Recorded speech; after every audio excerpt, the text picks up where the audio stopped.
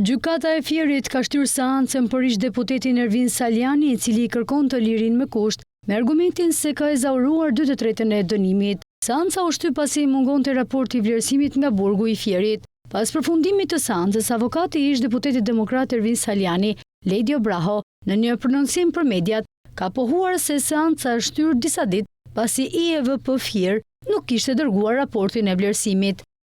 Sot ishte seanca parë, nuk kishte mungonte raporti i vlerësimit nga IEVP Fier, kështu që u shty seanca me disa ditë për ditën e martë, në mënyrë që IEVP Fier të sjellë raportin lidhje me kërkuesin zotin Saljani.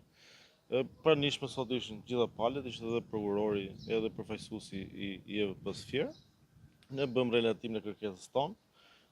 Gjithë argumentet, si ato që kanë të bëjnë me elementin objektiv, pra ajo që ju thatë kalimi i kohës i 2/3, si dhe për elementin subjektiv, që ai plotëson gjitha kushtet për ta përfituar lirinë me kusht para kohë. Tani ne kemi qenë gjithmonë ide se ai nuk duhet ishte fare aty, por këto kushte tashmë do duhet të bëjmë këtë kërkesë, do duhet të ecim me këtë kërkesë. Besoj do jetë një seancë tjetër ose maksimumi 2 seanca derisa të kemi një vendim. Saljani u shpallfajtor me vendim të formës së prerë për kallëzim të rrem nga gjykata e apelit për dosjen Babale, duke e dënuar me 1 vit burg. Ai e cilësoi procesin si të montuar dhe quajti veten një të dënuar politik. Në muajin mars, gjykata e lartë i rrëzoi rekursin kundër dënimit me 1 vit burg. Edhe në tetor të vitit të kaluar, ai kërkoi në gjykatën e lartë pezullimin e dënimit në burg, por ju refuzua.